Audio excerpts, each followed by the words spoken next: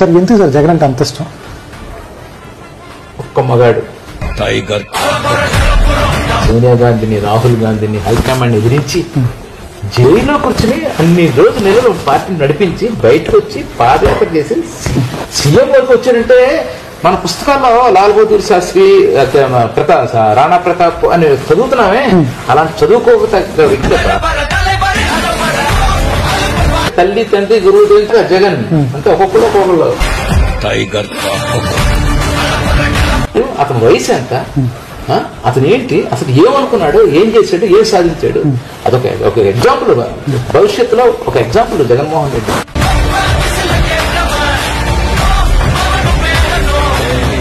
అన్ని చూసిన జగన్మోహన్ రెడ్డి హిస్టరీ, అతను హిస్టరీ.